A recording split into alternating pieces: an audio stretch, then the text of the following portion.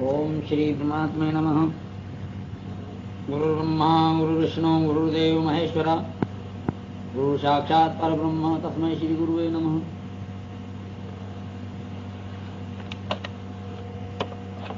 परमात्मा की प्राप्ति कैसे हो, आओ आज हम इस पर चर्चा करते हैं।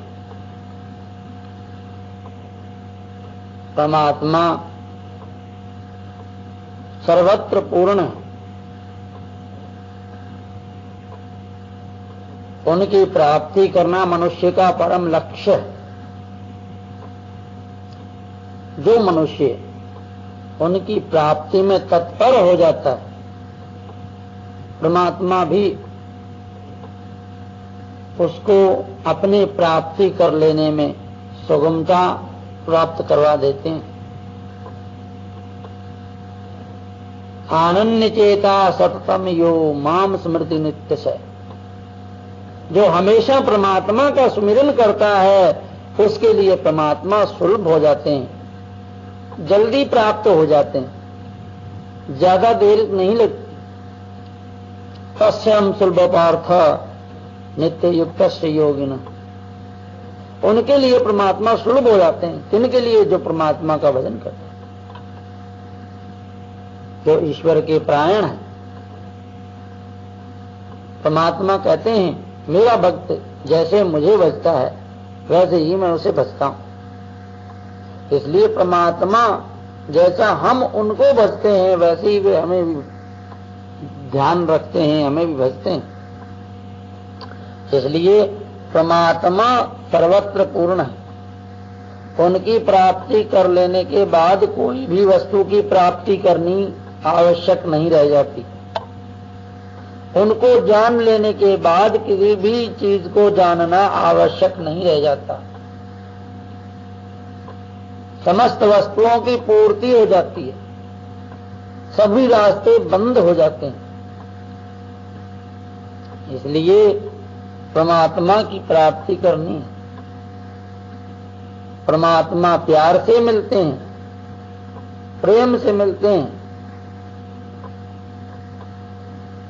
प्रेम ऐसा होना चाहिए चाहे जान चली जाए पर प्रेम न जाए। स्वधर्मानिधनम श्रेय, अपने धर्म में मर भी जाए तो भी कोई बड़ी बात नहीं है। इसलिए कहते हैं राजस्थान में एक कर्माबाई नाम की एक औरत हुई। उसके माता पिता सेवा पूजा करने भगवान के मंदिर में जाया करते थे। छोटी उम्र से ही वह देखती थी। उसके बाद में उसके माता पिता ने एक घर में भगवान श्री कृष्ण की मूर्ति रख ली और उसकी सेवा करने लगे। हुआ ये कि सेवा करते करते काफी समय हो गया। एक बार उन लोगों ने तीर्थ यात्रा करने की तैयारी की। कर्मा घर में बड़ी हो गई थी, इसलिए कर्मा को उन्होंने ले जाना उचित नहीं समझा और वे कहने लगे कर्मा हम तीर्थ यात्रा करने जा रहे हैं, घर पे तुम्हारे और भी सदस्य रहेंगे और ये पूजा का दायित्व, पूजा की जिम्मेवारी हम तुम्हारे ऊपर सौंप कर जाते हैं। भगवान कृष्ण को खाना खिलाना, नहलाना, पूजा करना, सब काम करना। कर्मा ने ये बात स्वीकार कर ली। माता पिता तीर्थ यात्रा को चले गए। इधर कर्मा जब भगवान की पूजा करती है, भगवान के लिए खाने की व्यवस्था करती है, खाना बना करके भगवान के सामने रख देती है, फिर भी भगवान खाना नहीं खाते। कर्मा बहुत कोशिश करती है, भगवान खाना नहीं खाते। आखिर कर्मा ने ये प्रण कर लिया महाराज आप नहीं खाओगे तो मैं भी नहीं खाऊंगी। ऐसे करते करते 20-25 दिन बीत गए। एक एक दिन कर्मा के मन में विचार आया कि भगवान, आप शायद खाना सामने नहीं खाते हो, पर्दा करके खाते हो, ऐसा हो सकता है? घघरा सूख रहा था, उस लहंगे को उतार करके और मूर्ति के सामने रख दिया और अंदर खाना रख दिया तो भगवान ने खा लिया। कर्मा ने कहा, अब भगवान आप मेरे सामने आकर के खाओगे तभी मैं खाना खाऊंगी। अंत में भगवान उस कर्मा के पास आए और कहने लगे, कर्मा चल बहन, अपन दोनों खाना खा ले। ये क्या है? ये प्यार है। पत्रम पुष्पम फलम तोयम यो में भक्त्या प्रयच्छति। परमात्मा के लिए पत्र पुष्प फल जल जो भी कुछ प्रेम से अर्पण कर देता है उसे परमात्मा बड़ी प्रीति सहित प्रकट होकर के खाते हैं, क्योंकि परमात्मा सबसे प्यार करते हैं, सभी को अपना समझते हैं। सब मम प्रिय सब मम उपजाए। अपने जितने भी संसार की बनाई हुई वस्तुएं हैं उन सभी में परमात्मा है और सभी परमात्मा को प्रिय भी है, पर सबसे अधिक मनुज मोहे भाए, सबसे अधिक मनुष्य प्यारे लगते हैं। इसलिए परमात्मा सर्वत्र पूर्ण है। परमात्मा प्रेम से आते हैं। प्रेम होगा, प्रेम के लिए बेचैनी होगी, तड़प होगी, एक विरह तेरी सताए दिन रात नींद न आवे, ऐसी तड़प होगी तो परमात्मा शीघ्रता करके अपने पास आ जाएंगे और गले से लगा लेंगे।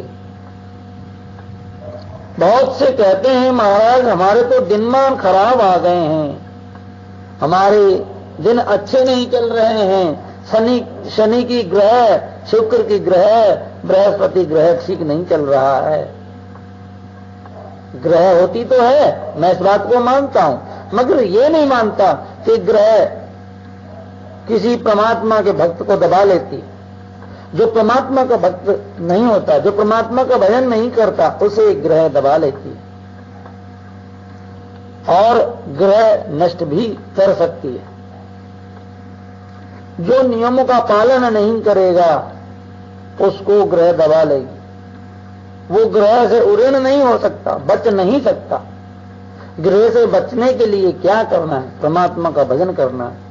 जैसे एक आदमी लखपति आदमी का दोस्त हो जाता है तो गरीब आदमी के बाल बच्चे या गरीब आदमी उसे कुछ भी नहीं कहते हैं। क्यों? कि उनके मन में ये होता है कि भाई बड़े आदमी का दोस्त है, हो सकता है हमारा नुकसान करवा दे, बड़े आदमी से हमारी शिकायत करके हमारा नुकसान करवा दे, इसलिए इसे कुछ मत कहो। ये राजा का दोस्त है। रामायण में 9 प्रकार के आदमियों से द्रोह नहीं करना है, ऐसा बतलाया। 9 ही विरोध है नहीं कल्याणा। 9 प्रकार के मनुष्यों से कभी विरोध नहीं करना चाहिए। तो इसलिए जब ऐसा गरीब आदमी सोच लेंगे तो फिर द्रोह नहीं होगा। वो अगर गलत काम भी करेगा तो भी उसके सामने तो लोग उसका अपमान नहीं करेंगे। वैसे ही ये जो मनुष्य यदि परमात्मा से प्यार करता है, ईश्वर से स्नेह करता है, तो देवी देवता महात्मा सभी उससे डरेंगे और उससे प्यार करेंगे। और वैसे भी देवी देवता तो प्यार कर रहे हैं, उनकी ओर से प्यार की कमी नहीं है। आज यदि कोई मनुष्य अपने परिवार वालों में से किसी भी सदस्य के ऊपर थूके तो वो तुरंत पकड़ लेगा और पीटना शुरू कर देगा या फिर भला बुरा कहेगा। मगर धरती माता पर हम हमेशा सब काम करते हैं, बड़े से लगाकर छोटे काम तक धरती के ऊपर ही करते हैं। हमारी प्यारी धरती माता ने कभी ये नहीं कहा हमसे कि तुम आज ऐसा मत करो। रात को 2 बजे उठ करके भी पानी पी लेते हैं, उसमें पेशाब भी बहुत से कर देते हैं, उससे गंदे हाथ भी धो लेते हैं, मगर पानी ने आज तक किसी को ये नहीं कहा कि भाई तू मुझे मत पी। ऐसे ही आग के ऊपर हाथ पैर सेक लेते हैं, बहुत से आदमी गंदी चीजों को भी जला देते हैं, बहुत से आदमी मांस भी जला देते हैं, पर आग ने कभी भी किसी को नहीं कहा। हवा खुशबू को भी लेती है और दुर्गंध को भी लेती है, इसलिए हवा ने भी कभी हमसे ये नहीं कहा कि तुमने ये क्या किया। पेड़ फूल भी तोड़ते हैं, फल भी खाते हैं, काट भी देते हैं, उसकी लकड़ियां भी काम में लेते हैं, उसकी छाया में भी बैठते हैं, मगर उस पेड़ ने कभी भी नहीं कहा कि तुमने ये मेरे साथ क्या किया। क्यों ना हो, महान आदमी ऐसा ही होता है। ऐसे ही संत महात्मा, इन्हीं को संत महात्मा कहा जाता है। देखो, जो हमारा नुकसान कर दे तो भी उसे कुछ ना कहे, इसका मतलब क्या है? इसका मतलब ये है कि बहुत ही अधिक प्यार है, हमारे से देवताओं को बहुत ही ज्यादा प्यार है, इसीलिए वे कुछ नहीं कहते। नहीं तो आज आप अपने घर के किसी भी सदस्य के साथ ऐसा सलूक करके देखो, वो तुरंत आपको कुछ ना कुछ कहेगा। देवी देवता क्यों नहीं कहते? वो इसलिए नहीं कहते कि उनको हमारे से प्यार है। तो हमारी उल्टी रीत है, जो हमसे प्यार करता है उसकी तरफ नहीं जा रहे हैं, जो हमें ठुकरा रहा है और प्रति क्षण निरादर कर रहा है उसकी तरफ जा रहे हैं। यही पाप है, इसे ही उल्टा कहते हैं। संसार प्रति क्षण जा रहा है, परमात्मा पर भरोसा रखो, संसार का कोई भरोसा नहीं। आज जो मर गया वह आगे जाकर के किसे पता है क्या होगा। आज आप बच्चे हो, कल को बड़े हो जाओगे, फिर बूढ़े हो जाओगे, अंत में नष्ट हो जाओगे। मगर आपका स्थायित्व है, संसार का स्थायित्व नहीं है। संसार जाने वाला, परमात्मा का भरोसा रखो। जिसको उत्पन्न करने वाला अमर है, उससे पैदा होने वाला भी कभी मर नहीं सकता, और जिसको उत्पन्न करने वाला ही मरने वाला है तो उससे पैदा होने वाला कभी अमर नहीं हो सकता। बाप यदि कमजोर है तो बेटा पहलवान नहीं हो सकता। बाप यदि पहलवान है तो बेटा भी पहलवान होगा। मतलब ये कि लाइक फादर लाइक सन वाली बात, जैसा बाप वैसा बेटा। परमात्मा से उत्पन्न हैं हम, इसलिए परमात्मा भी अमर है, हम भी अमर हैं। ये संसार की वस्तु में संसार से उत्पन्न है, जैसे शरीर है, ये अमर नहीं, ये नष्ट होने वाला है। इसलिए जो वस्तु नष्ट होने वाली है उसकी ओर नहीं जाना। जो वस्तु नष्ट होने वाली नहीं है, यानी परमात्मा जो है हमारे, हमसे अधिक प्यार करते हैं, हमारे लिए इतने देवी देवताओं को सेवा के लिए छोड़ रखा है, हमें भी तो उनकी सेवा करनी चाहिए। हमारे शरीर में भी देवी देवता निवास करते हैं। चाचरी, भूचरी, खेचरी, अगोचरी, उन्मुनि, अश्वनी कुमार और मरुदगण, शंकर भगवान, ब्रह्मा जी, गणेश जी, सभी देवी देवता हमारे शरीर के अंदर निवास करते हैं। उन्हीं से ही क्रियाओं का संचालन होता है। हाथ इंद्र देवता की ओर से चलते हैं, आंख में चंद्र सूर्य है, नाक में अश्वनी कुमार एवं कान में मरुदगण निवास करते हैं। जिह्वा में खेचरी निवास करती है, नाक में भूचरी निवास करती है, हृदय में भगवान शंकर रहते हैं, नाभि के अंदर भगवान विष्णु रहते हैं, लिंग में ब्रह्मा जी और आदि आदि। ये देवताओं का वास है। हमारे शरीर के अंदर ये देवता ना हो तो क्रियाओं का संचालन बंद हो जाएगा, निष्क्रिय हो जाएगा हमारा ये शरीर, कोई काम करने लायक नहीं होगा। तो इन देवताओं का हमेशा आदर करना चाहिए। पहले इन्हें खिला करके फिर खाना चाहिए, इन्हें सुला करके सोना चाहिए। प्यार होना चाहिए। ये देवता हमारा इतना ध्यान रखते हैं, हमें भी इनका उतना ही ध्यान रखना चाहिए। हमेशा देवताओं का कभी अपमान न हो जाए, ऐसी कोई बात नहीं करनी चाहिए। संत महात्माओं की सर्वथा बात सुननी चाहिए, उनका भी अपमान न हो जाए। परमात्मा का विश्वास संत महात्मा बनाते हैं। जिसको परमात्मा का विश्वास नहीं है, उसे कोई भी वस्तु उसके लिए निरर्थक है, बेकार है। जैसे उल्लू को दिन में अगर नहीं दिखता तो इसमें सूर्य का कोई दोष नहीं। परमात्मा का कोई दोष नहीं है। मूर्ख मनुष्य को कितना भी समझा दिया जाए, फिर भी अगर वो लाइन पर नहीं आता है तो परमात्मा की इसमें कोई गलती नहीं है। परमात्मा का करंट तो उतना ही है। जैसे एक रेडियो बिजली से चल रहा है, वो गाने दे रहा है। टीवी बिजली से चल रही है, वह चित्र भी दिखा रही है, गाने भी दे रही है। पंखा भी बिजली से चल रहा है, वह हवा कर रहा है। हीटर भी बिजली से चल रहा है, वह गर्मी दे रहा है। ये यंत्र तो अलग अलग हो गए, बिजली पीछे से एक ही है। वैसे ही हम यंत्र हैं और परमात्मा का करंट पीछे से एक ही है। कोई मूर्ख है, कोई ज्ञानी है, कोई कैसा, ये यंत्रों की कमी है, करंट की कमी नहीं है। आज यदि कोई ये कहता है कि महाराज हमारे तो दिनमान खराब आ गए, हमारे ग्रह नक्षत्र ठीक नहीं है, तो इसका कारण है दिनमान खराब नहीं है, दिनमान तो ठीक है, तुम भी ठीक हो, मगर तुम्हारा कहीं ना कहीं तार टूटा हुआ है। जैसे रेडियो में से बिजली तो आ रही है, पर स्पीकर के तार तोड़ दिए जाएं तो सरसराहट, भनभनाहट बिल्कुल नहीं आएगा, आवाज बंद हो जाएगी।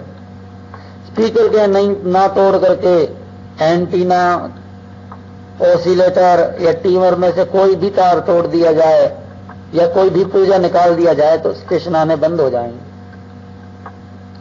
टीवी के अंदर से पिक्चर आ रही है, प्रीसेट का पुर्जा निकाल दिया जाए तो चित्र आने बंद हो जाएंगे।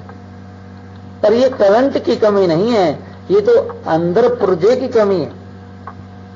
पीछे से करंट तो उतना ही है। आज अगर हमारे दिनमान खराब है, हमें दुख मिल रहा है, तो इसका मतलब ये नहीं है कि परमात्मा की कोई गलती है या किसी देवता की कोई गलती है।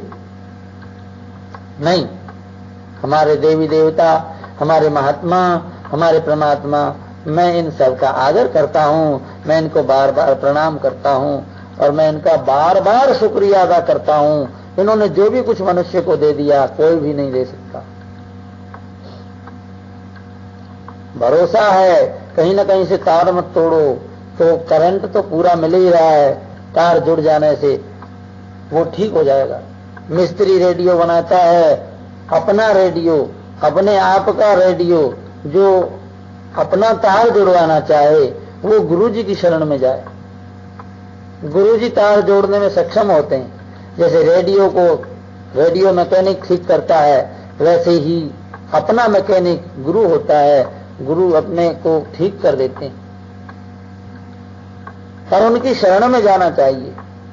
गुरु बिनु भवनिधि तरहि न कोई, गुरु के बिना उद्धार नहीं हो सकता, गुरु के बिना पार नहीं हो सकता। लाख यत्न करे तब भी गुरु के बिना पार नहीं हो सकता। गुरु जो है ये एक मर्यादा है, इस मर्यादा का पालन करना अवश्य है। हालांकि गुरु में गोविंद है, गुरु के अंदर भी वही परमात्मा बैठे हुए हैं, तभी गुरु की क्रिया संचालन हो रहा है। यदि वो परमात्मा ना हो तो गुरु की क्रिया संचालन भी ना हो। पर गोविंद का दर्शन करने के लिए गुरु की आवश्यकता होती है। जैसे अंधेरे के अंदर मुंह देखने के लिए प्रकाश की आवश्यकता होती है। आंख तो अंधेरे में भी मौजूद होती है, मगर उस आंख से दिखता नहीं है, प्रकाश की आवश्यकता होती है। तब आंख और प्रकाश दोनों का मेल होता है, तब कुछ नजर आता है।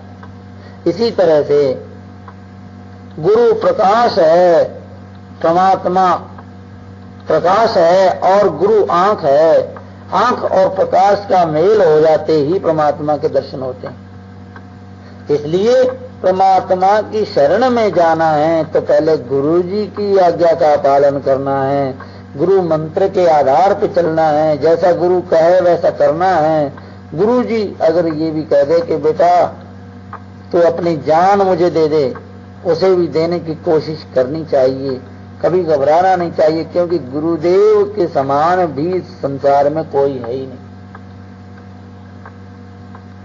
तो गुरु से अधिक कैसे हो सकता है? इसलिए गुरु महान होते हैं। गुरु समान दाता नहीं, विपत विदारण हार।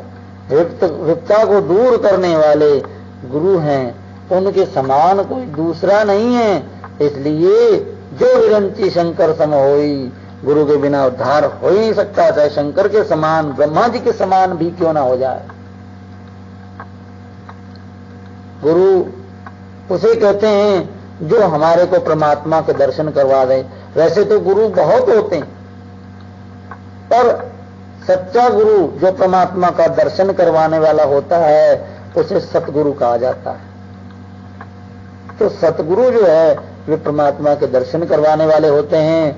वो कहते हैं कि हमारा इस संसार में कोई नहीं, वाकई ही किसी भी जीव का इस संसार के अंदर कोई भी नहीं है, ये सब मतलब के खेल है। बिना मतलब कोई कुछ नहीं होता। जब तक हाथ पैर चलेंगे तब तक सभी प्यार करेंगे, सभी मीठे बोलेंगे। हाथ पैर चलने बंद हो गए तो कोई भी प्यार नहीं करेगा। और यूं भी यूं और कहेंगे कि ये मरता क्यों नहीं, कब मरेगा, फिर प्यार कहाँ रहा। हमारे परमात्मा को आप गाली निकालोगे तब भी परमात्मा अपने जो देवताओं को छोड़ रखा है सेवा करने के लिए, उनमें से किसी की भी कमी नहीं करेंगे। क्यों कि परमात्मा का ये स्वभाव है, मेरे बच्चों को कोई कष्ट ना हो। पर ये भी परमात्मा चाहते हैं कि मेरे बच्चे संसार में न फंसे, मेरी ओर आए। तो हमें परमात्मा की ओर आना है, उनका विश्वास रखना है। एक कारीगर एक पत्थर पीट रहा था, उस पत्थर में से एक कीड़ा निकला।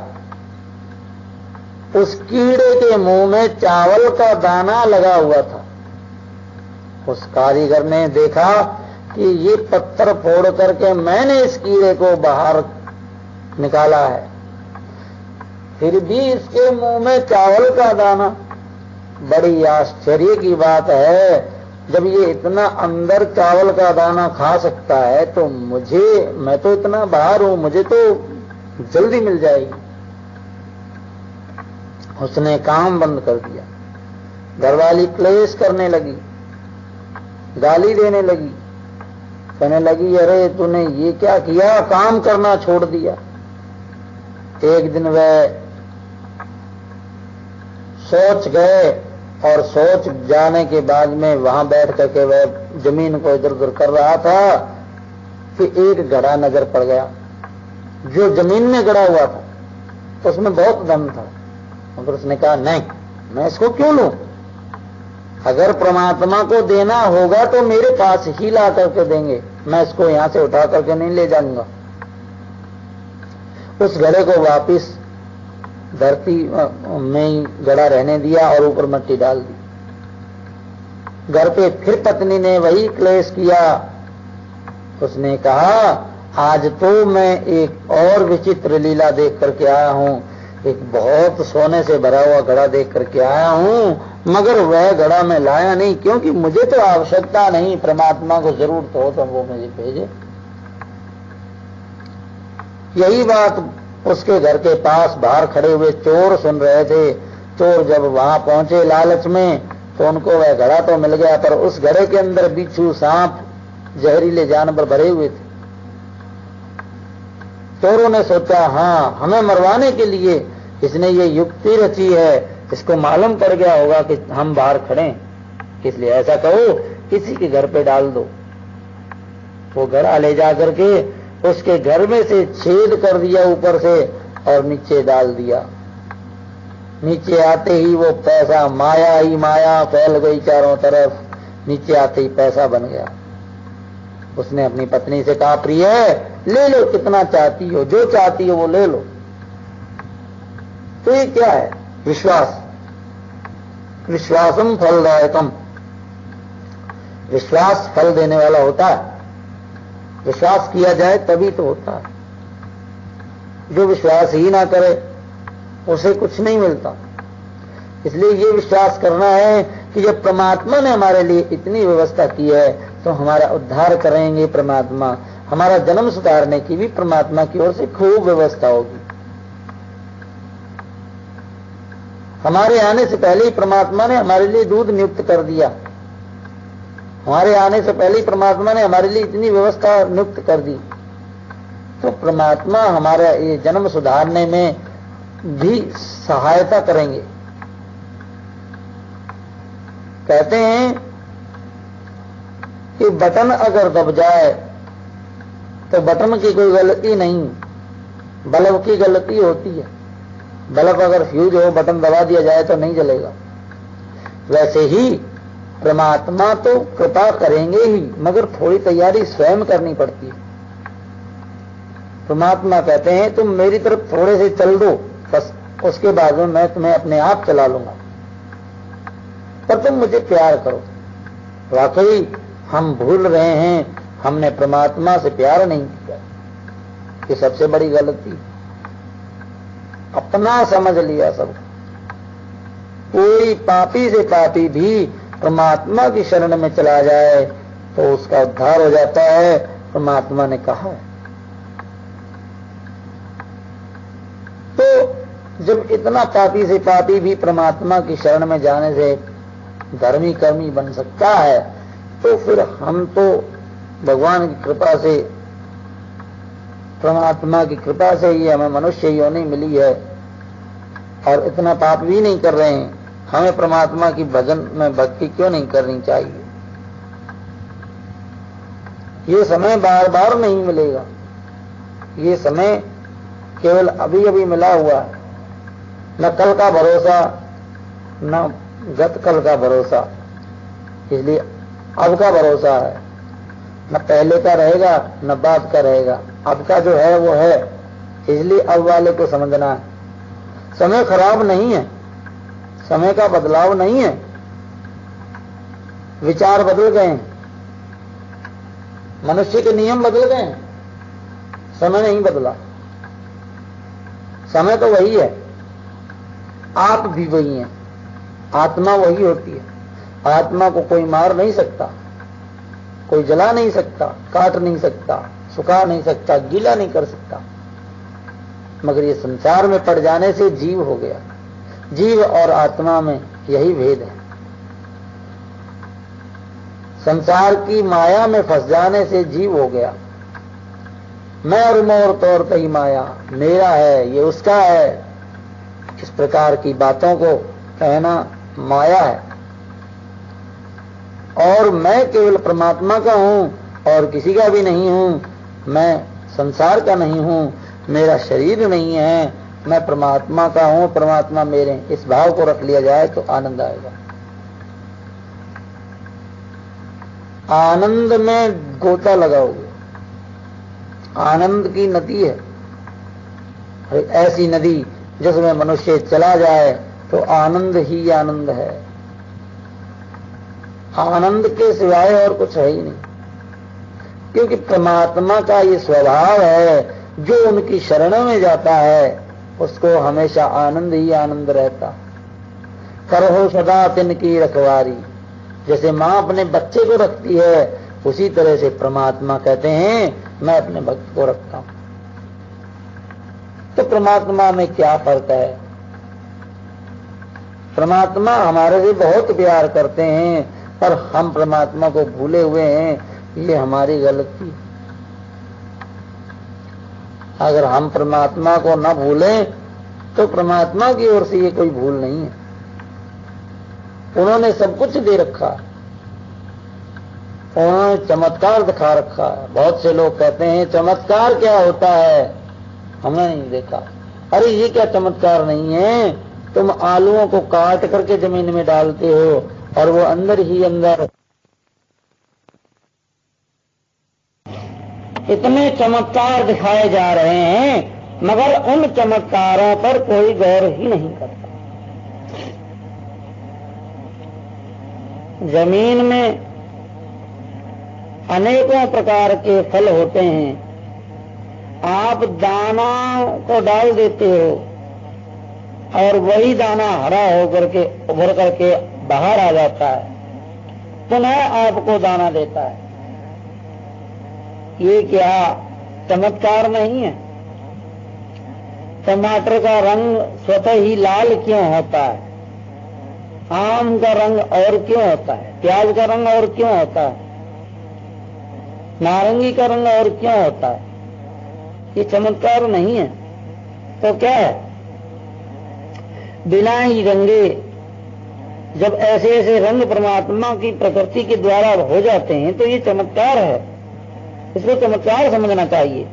बहुत से कहते हैं हमने चमत्कार नहीं देखा। चमत्कार तो रोज देखते हो मगर समझते नहीं हो। परमात्मा ने ये चमत्कार नहीं दिखाया क्या? छोटी सी आंख कितनी बड़ी से बड़ी वस्तु को देख सकती है। छोटा सा मन सूक्ष्म गति से कहां से कहां पहुंच जाता है। ये चमत्कार है मगर कोई मानता नहीं। इसीलिए धोखा खाते हैं, सजा पाते हैं। इस संसार के अंदर कोई हमारा हुआ है ना होगा। परमात्मा हमारे हैं और कोई हमारा नहीं है। इस बात को रट लो। एक गुरुजी ने एक शिष्य से जब यही बात कही तो शिष्य ने कहा, महाराज आपकी बात तो ठीक है मगर मैं बड़ा होकर के आजमाऊंगा। तो हुआ ये कि उस व्यक्ति शादी का नंबर आ गया, सगाई हुई तो वो गुरुजी के पास नहीं गया। गुरुजी ने जब पूछा कि भैया तुम मेरे पास क्यों नहीं आए, तो उसने कहा महाराज मेरी सगाई हो गई। गुरुजी ने कहा भैया तू तो मेरे से भी गया। चेला बड़ा होशियार था, उसने ये लिख दिया अपनी डायरी में कि फलाने तारीख को गुरुजी ने ये कहा कि तू तो मेरे से भी गया। उसके पश्चात जब उसकी शादी का नंबर आ गया तब उसने फिर गुरुजी के पास जाना बंद कर दिया। 8-10 दिन तक नहीं गया। गुरुजी ने पूछा भैया अब तुम क्या हो गया, अब तुम क्यों नहीं आए? कहता है महाराज मेरी शादी हो गई। तो महाराज कहते हैं तू तो अब अपने माता पिता से भी गया।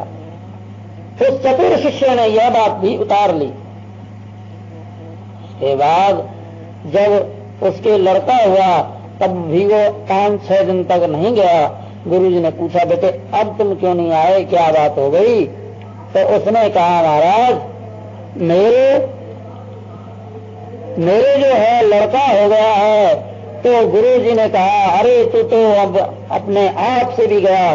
चेला बड़ा होशियार था, उसने कहा गुरुजी एक बात बतलाइए, जिस समय मेरी शादी हुई थी उस समय आपने कहा था कि अब तो मेरे से गया, और जिस समय मेरी सगाई हुई थी उस समय आपने ये कहा कि अब तू मेरे से भी चला गया, और जिस समय तेरी शादी हुई है, जिस समय मेरी शादी हुई थी उस समय आपने ये कहा कि अब तू मेरे से भी चला गया, माता पिता से भी चला गया। जब लड़का हुआ तो आपने मेरा भी बता दिया कि अब तो तू अपने आप से भी चला गया। तो महाराज इसका कारण क्या है, मैं आपसे विनम्र होकर के पूछ रहा हूं। गुरुजी ने कहा बेटा देख, जिस समय तेरी सगाई हुई उस समय मैंने ये कहा कि तुम मेरे से भी गया, मतलब तो गुरुजी का ध्यान थोड़ी रखेगा, फिर तो शादी की चिंता करेगा कब हो शादी और कब मैं खुशी से झूमूं। और जिस समय तुम्हारी शादी हुई उस समय मैंने माता पिता से भी गया, ये इसलिए कहा कि उस समय तुम औरत की बात ज्यादा मानोगे, माता पिता की बात कम मानोगे। और अब तुम्हारे लड़का हुआ है, मैंने ये कहा है कि अब तो तुम अपने आप से भी गए। इसका कारण ये है कि तुम जो भी चीज लाओगे इसे पहले खिलाओगे, उसके बाद खुद खाओगे। इसके लिए भूखे भी रह सकते हो। इसलिए बेटे कोई भी संसार में हमारा नहीं है, न कभी होगा। सब मतलब के हैं। गुरुजी से चेले ने कहा, नहीं महाराज माफ कीजिए, मैं इस बात को नहीं मान सकता, क्योंकि मेरी स्त्री मुझसे बहुत प्यार करती है, मेरे माता पिता मुझसे बहुत प्यार करते हैं, मेरे परिवार वाले सदस्य सभी प्यार करते हैं। गुरुजी ने कहा, तुम देखना चाहते हो? कहने लगा, हाँ महाराज, अगर आप दिखा दे तो बड़ी कृपा हो आप। तो महाराज ने कहा, अच्छा ऐसा है, तुम सांस चढ़ाना तो मैंने तुम्हें सिखाई रखा। हाँ गुरुजी, ये तो सिखा रखा। तो ठीक है, फिर तुम सांस चढ़ा लेना, घर पे जाकर के कह देना कि भाई मैं अगर मर भी जाऊं तो भी तुम मेरी लाश को बिना मेरे गुरुजी के बुलाए बिना जलाने मत ले जाना, आज मेरी तबीयत खराब है, हो सकता है मैं मर भी जाऊं। ये कह करके तुम सांस चढ़ा लेना, फिर तुम्हें पता चल जाएगा, फिर मैं अपने आप ही आकर के तुम्हें दिखा दूंगा। शिष्य ने कहा, ठीक है महाराज। शिष्य आता है, घर पे आकर के जब ये बात कहता है कि भाई मैं मर भी जाऊं तो मेरी लाश को गुरुजी के बुलाए बिना नहीं उठाना, जलाने नहीं ले जाना, क्योंकि आज मेरी तबीयत ज्यादा खराब है। तो उसकी पत्नी रोने लग गई, और आप तो इस तरह की बातें क्यों करते हो, मेरा जीव घबरा रहा, ये है वो है। उसने कहा, नहीं मैं बात कह रहा हूं, वैसे आज मेरी हलवा खाने की इच्छा हो रही है, तुम जाओ और हलवा बनाओ। उसकी पत्नी हलवा बनाने के लिए गई, इतने में जैसे ही हलवा बनने तो तैयार हुआ, उसने सांस चढ़ा लिया। उसकी पत्नी ने आकर के देखा कि नींद से जग जाओ प्राणनाथ, हलवा तैयार हो गया है, मगर वो सांस चढ़ा करके सो रहा था, इसलिए जग नहीं पाया। उसकी पत्नी ने खूब झंझोड़ा, पेट पर हाथ रख करके देखा तो पेट तो हिलना बंद हो जाता है सांस चढ़ाते समय। पत्नी ने सोचा ये तो मर गया। पहले हलवा खाया खूब, उसके बाद रोती है, हाय हाय मेरे पति मर गए। और वो देख रहा सांस चढ़ा करके। किसी ने कहा, भाई गुरुजी ने कहा, तो गुरुजी के बारे में इसने कहा था कि मेरे गुरुजी को जरूर बुलाना, तो चलो इसके गुरुजी को बुला लाओ, सूचना दे दो। गुरुजी को सूचना दे दी गई। गुरुजी का रचा हुआ नाटक तो ये था ही, गुरुजी खुद भी रोने का नाटक करने लगे। अरे बेटा तू मुझे छोड़ करके चला गया। गुरुजी ने कहा, अच्छा ऐसा है, दूध लाओ, मैं इसको जिंदा कर दूंगा।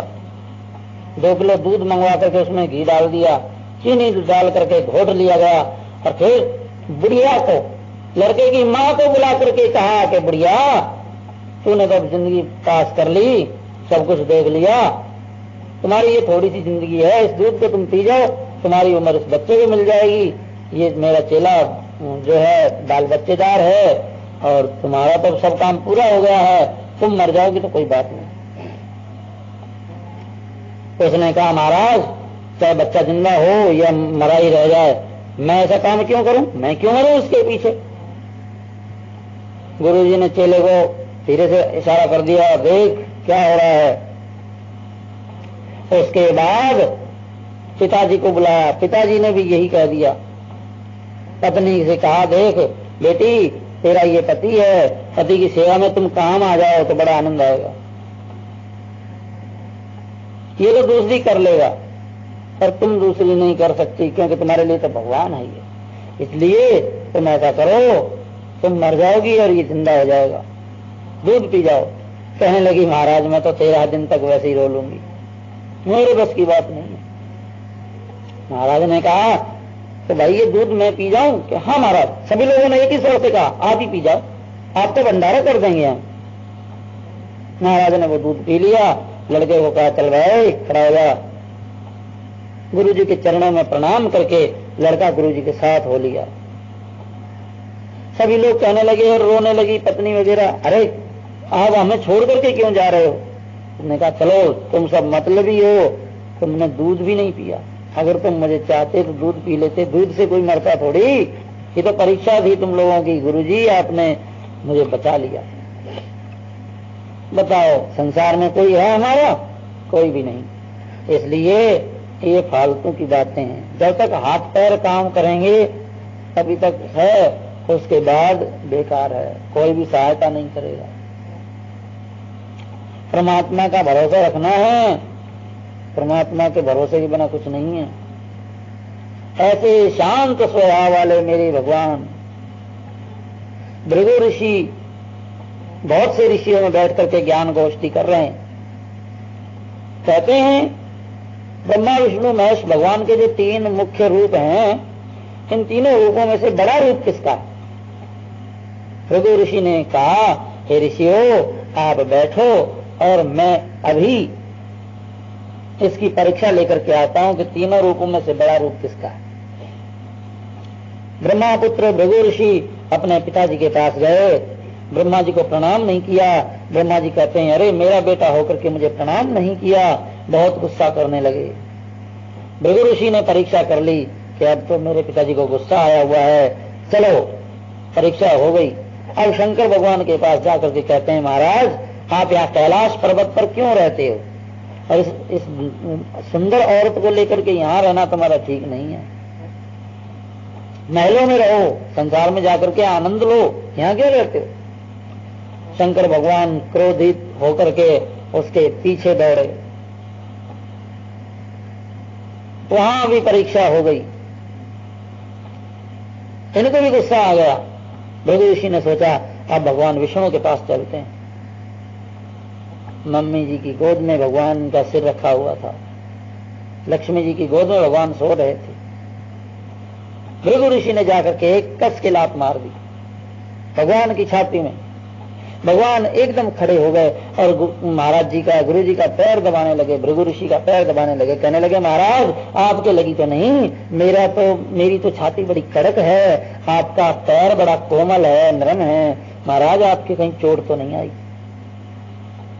भृगु ऋषि रो पड़े, कहने लगे, वाह भगवान, आप वाकई महान हो।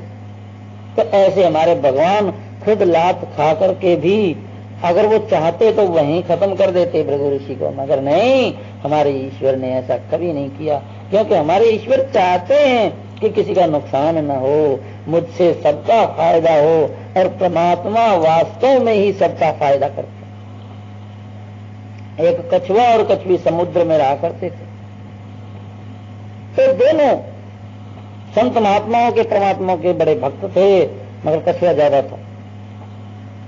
एक सपेरा कालबेलिया जिसको कहा जाता है, वो समुद्र के किनारे बैठा हुआ था शिकार की तलाश में। कछुए ने समुद्र के अंदर से देखा कि कछुई कहने लगी, हाँ महाराज, महात्मा बैठे हुए हैं किनारे पे, चल अपन उनको प्रणाम करते हैं और उनके दर्शन करेंगे। कछुई ने कहा, कछुआ कहीं ऐसा ना हो जाए ये महाराज हम तो इनके दर्शन करने जाएं और ये हमें पकड़ करके झोली में डाल ले। कछुआ कहने लगा, कछुई अगर झोली में भी डाल लेंगे तो कोई बड़ी बात नहीं है, परमात्मा हमारे रक्षक हैं, चलो। कछुई नहीं जा रही थी, जिद करके कछुआ ले गया, वहां प्रणाम किया दोनों ने, और उस सपेरे ने उन दोनों को पकड़ करके अपनी झोली में डाल लिया। कछुई कहने लगी, कछुआ अब तो इसने झोली में भी डाल लिया है, अब ये जाकर के हमें बनाएगा, या तो काटेगा या उबालेगा। कछुआ कहने लगा, कछुई तू ईश्वर पर विश्वास रख, मेरे ईश्वर गलत नहीं है। अब क्या होता है कि वो घर पे लाता है कालबेलिया, और उसने एक भगोने में पानी करके उन दोनों को उसमें छोड़ दिया, आग के ऊपर रख दिया। थोड़ी देर में पानी गर्म हो गया, दोनों जल रहे थे। कछुई कहने लगी, अरे कछुआ, मैं तो तेरे कहने से आई हूं, तेरे भगवान कहाँ हैं, अब मैं जल रही हूं। जल तो कछुआ भी रहा था, मगर नहीं, उसने सोचा ये मेरे भगवान को उल्टा सीधा बोल रही है, इसलिए पहले मैं मरूंगा, उसके बाद में ये मरेगी। तो भगवान के भक्त ने, कछुई ने कहा, कछुई तू अगर जल रही है तो तू मेरी पीठ पे चढ़ जा। कछुई उसकी पीठ पर चढ़ गई, भगवान से रहा न गया। ईश्वर ने तुरंत घुमड़ घुमड़ करके बादलों को बुला करके वर्षा करनी शुरू कर दी, चारों ओर पानी ही पानी। महाराज की, उसकी कालबेलिए की, सपेरे की झोंपड़ी उड़ गई, उसके बच्चे बड़े परेशान हो गए, भगोनियां उलट गई, और वो कछुआ वगैरह सब अपने पानी में मिल करके और फिर वापस उसी समुद्र में उसी जगह सुरक्षित पहुंच गए। ये परमात्मा का भरोसा नहीं तो क्या है? जो ईश्वर के भरोसे है उसको कोई भी नहीं मार सकता, उसको वो कभी भी दुखी नहीं हो सकता। ईश्वर का भरोसा रखना है, जो ईश्वर का भरोसा रखेगा तो आनंद आएगा, क्योंकि विश्वासम फलदायकम वाली बात है। विश्वास ही फल देता है, विश्वास नहीं है तो फिर कुछ भी नहीं है। देखो कबीरदास जी महाराज परमात्मा के भक्त थे, किसी ने जलने वाले ने जगह जगह वायक भेज दिए, पत्र लिख लिख करके निमंत्रण भेज दिए महात्माओं को कि कबीरदास जी के यहाँ भंडारा है और आप सभी महात्माओं को आमंत्रित किया जाता है। कबीरदास जी को इस बात की सूचना तक भी नहीं मिली। महात्मा जगह जगह से आने लग गए। एक तारीख निश्चित कर दी गई थी, उस तारीख को सभी महात्मा इकट्ठे हो गए। कबीरदास जी सोच जा रहे थे। रास्ते में जब महात्माओं की एक टोली मिली तो वो महात्मा पहचान न पाए कबीरदास जी को। कहने लगे, अरे भाई तू इधर से क्यों जा रहा है? हम तो भंडारे में जा रहे हैं,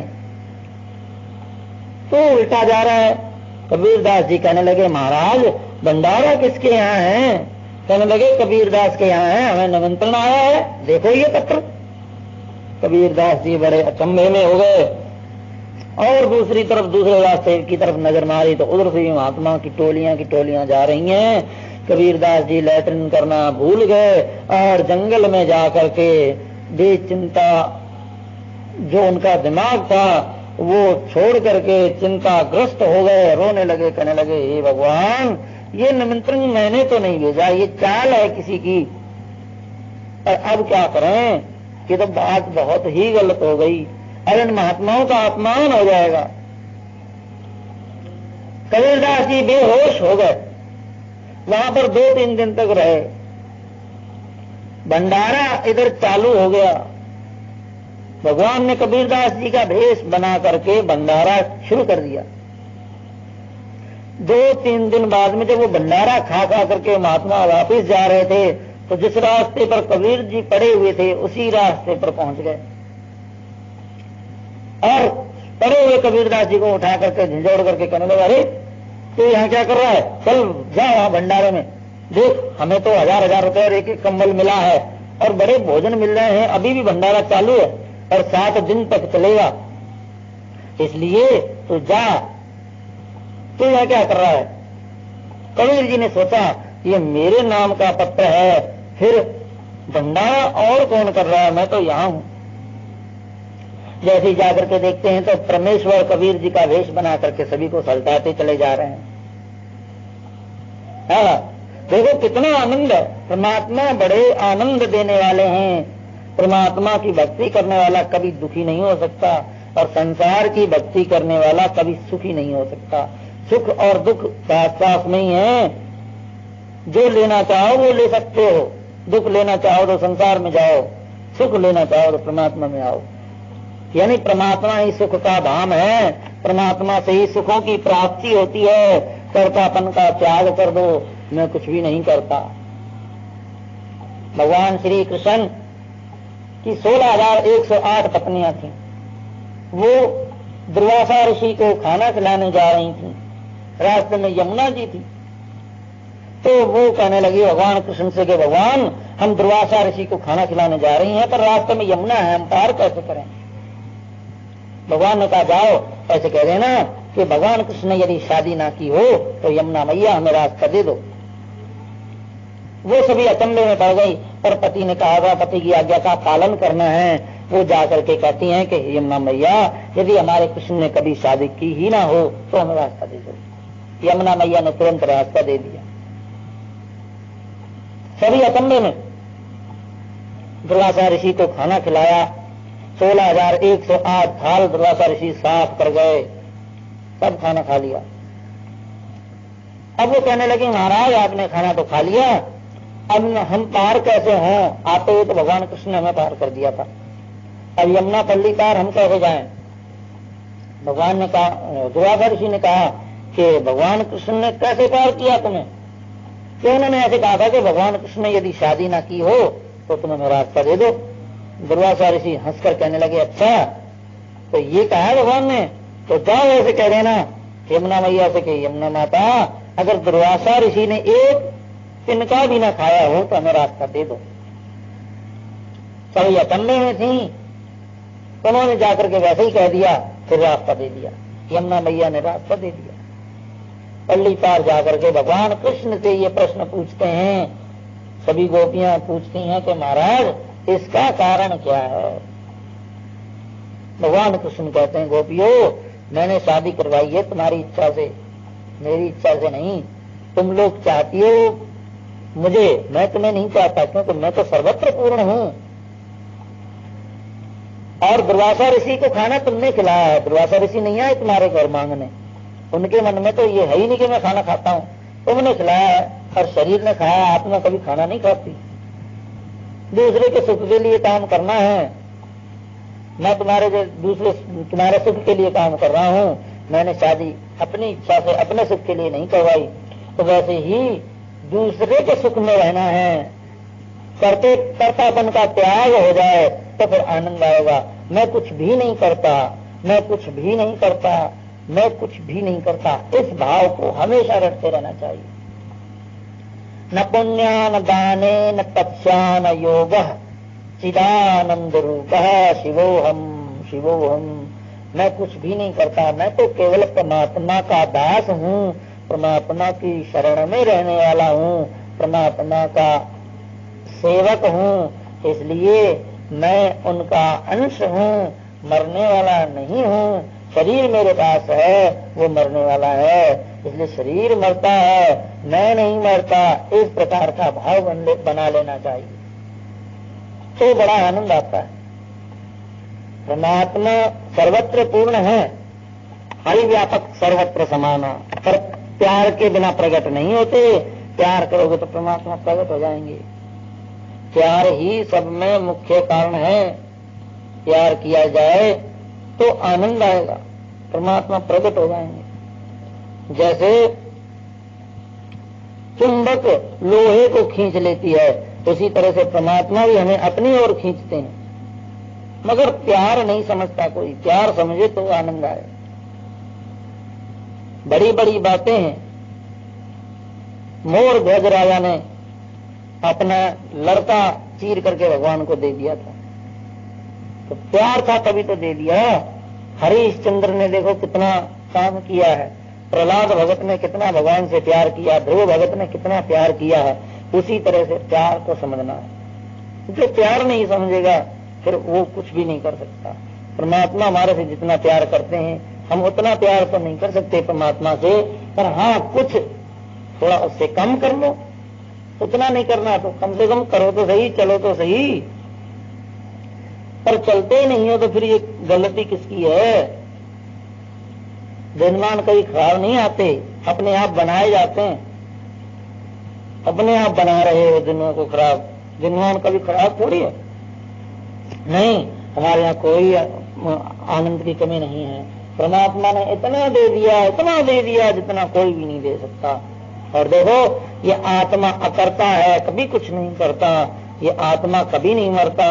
और हाँ, संसार के बंधनों में फंस करके इसको अनेकों जन्म धारण करने पड़ जाते हैं और अनेकों दुख उठाने पड़ जाते हैं। जैसे एक राजा का लड़का अगर व्यभिचारी हो जाए तो सभी प्रजा उससे द्वेष करने लग जाती है। क्यों? कि वह व्यभिचारी है, गलत कामों वाला है, उसके विचार गलत हैं। उसी तरह से यह आत्मा राजा का बेटा राजकुमार है, परमात्मा राजा है और आत्मा राजा का बेटा है। ये यदि गलत काम करने लग जाए तो सभी प्रजा इसकी शत्रु हो जाएगी। यानी अगर ये सांसारिक बंधनों में फंस जाए तो देवी देवता महात्मा इससे कुछ बैर करने लगेंगे और फिर ये फंस करके अपनी पोजीशन, अपनी हालत खुद ही बिगाड़ लेगा, खुद ही अपनी पोजीशन डाउन कर लेगा। इसलिए अपने परमात्मा को नहीं भूलना। एक महात्मा भगवान की सेवा किया करते थे। कलयुग ने कहा, महाराज अब मेरा पहरा आ गया, तुम मेरी सेवा करो। महाराज ने कहा नहीं भाई, हम तेरी सेवा नहीं करेंगे। उसके पास 2500 आदमी महाराज के पास प्रवचन सुनने के लिए आया करते थे। एक दिन वो ठेके वाले का रूप बना करके कलयुग पर पहुंचा और कहने लगा, महाराज तुम रोज शराब मंगवाते हो, रोज बोतलें आती तुम्हारे यहाँ, और तुम जो है पैसे कब पहुंचाओगे? सभी बहुत से लोगों ने सोचा, अरे ये महाराज तो शराब भी पीते हैं, तो कोई 1000 आदमी उठ करके वहां से चल दिए। दूसरे दिन मांस का कसाई का रूप बना करके आया, कहने लगा, महाराज रोज मांस मंगवाते हो, कैसे कर दोगे? 500 आदमी उठ करके चले गए, अरे ये तो मीट भी खाते हैं। फिर शाम को कलयुग आया, कहने लगा, महाराज अब तो केवल 500 आदमी बचे हैं, अब भी मेरी पूजा कर लो, भगवान की पूजा छोड़ दो। महाराज ने कहा, नहीं बेटा, मैं तेरी पूजा नहीं करूंगा, मैं तो भगवान की करूंगा, चाहे मेरे पास एक आए या ना आए, एक भी मत होता है। दूसरे दिन कलयुग ने एक सुंदर स्त्री का रूप धारण किया और एक बच्चा गोद में, एक बच्चा हाथ पकड़ करके और पहुंचे वहीं पर। कहने लगी, अरे तेरा सत्यानाश जाए, तुझे अगर ये बच्चे ही प्यारे नहीं लगते और तुझे अगर कमाना ही नहीं था तो तूने शादी क्यों करवाई? 500 आदमी उठ करके चल दिए। महाराज तो गृहस्थी भी है, पर एक लंगड़ा आदमी महाराज के पास रोज जाता था। उसने भगवान की बात सुनने और महाराज के पास जाकर उनकी सेवा करनी बंद नहीं की थी, इसलिए उसको कई लोगों ने कहा, अरे तू क्यों जाता है उसके पास, वो तो ऐसा है, शराबी है, गृहस्थी है, मांस खाता है। उस लंगड़े से रहा ना गया, उसने कहा, अरे तुम तो पागल हो।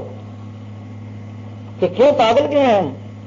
लंगड़ा कहता है, महाराज शराबी हैं तो अपने लिए हैं, गृहस्थी हैं तो अपने लिए हैं, मांस खाते हैं तो अपने लिए हैं, पर तुम्हें तो कभी गलत शिक्षा नहीं देते, इसलिए तुम छोड़ करके क्यों आ गए? सभी लोगों के कान में बात ये भर गई और उन्होंने सभी लोगों ने अपने दिमाग में बिठा ली, गई बात तो सही है, हमें तो कभी महाराज जी ने कोई गलत शिक्षा नहीं दी। तो सब के सब उस दिन फिर 3000 करीब आदमी आकर के बैठ गए। कलयुग की हार, कलयुग अपनी हार देख करके उन्हीं आदमियों के पास में साथ में आकर के बैठ गया। महाराज ने कहा, भैया न तो मैं गृहस्थी हूँ, ना ही मेरे बच्चे हैं, ना ही मैं मांस खाता हूँ, देखो ये फलाना फलाना जो बुढ़ा सा बैठा है ये कलयुग है और इसी ने ये रूप बनाए हैं। इसका कहना है कि तू मेरी सेवा कर, भगवान की मत कर। मेरा कहना है मैं भगवान की सेवा करूंगा, इसकी कभी नहीं करूंगा। तो मतलब कहने का ये है, अनेकों संकट आ जाए पर हमें परमात्मा की पूजा नहीं छोड़नी है, क्योंकि परमात्मा की पूजा छोड़ने से फिर हमारा उद्धार नहीं होगा। हमारा उद्धार तो तब होगा जब हम परमात्मा की शरण में जाएंगे। देखो ये जीवन बार बार नहीं मिलेगा, लोग इस शरीर को जला करके भस्म कर देंगे। जब सांस की डोरी टूटेगी तो दोस्त तेरे ये बोलेंगे, जब सांस निकल जाएगा अंदर से, जब ये आत्मा शरीर से निकल जाएगा तो कोई भी लाड प्यार नहीं करेगा। पैसा वगैरह जेब में होगा उसे भी निकाल लेगा, अंगूठी होगी उसे भी निकाल लेंगे, सब काम नंगा करके और फिर जलाएंगे, तो क्या फायदा? ये सुंदर मुंह, सुंदर हाथ, सुंदर शरीर उस समय जल करके राख हो जाएगा। क्या प्रयोग रहा इसका? पशु पक्षियों की खालें चमड़ी काम में आती हैं, ढोल वगैरह बनती हैं, मगर मनुष्य की तो खाल भी काम नहीं आती। देखो कितनी आश्चर्य की बात है, मनुष्य अपने विनाश करने की ओर जा रहा है। पाप करता है, पुण्य की इच्छा करता है, पुण्य करने की इच्छा नहीं है पर पुण्य का फल चाहता है। पाप करने की इच्छा सर्वथा है पर पाप का फल नहीं चाहता। ये देखो कितनी बुरी बात है। पाप करना चाह रहे हैं पर पाप का फल भोगना नहीं चाह रहे हैं। पुण्य करना चाहते नहीं है, पुण्य का फल भोगना चाह रहे हैं। पुण्य से फल इच्छति पुण्यम कुर्वन्ति नो जनाः, पापस्य फल न इच्छन्ति पापम कुर्वन्ति यत्नतः। इसलिए पुण्य करना नहीं चाहते हैं, उसका फल भोगना चाहते हैं। तो परमात्मा के भजन में रहने से बड़ा आनंद आता है। जो ईश्वर का प्यार करता है,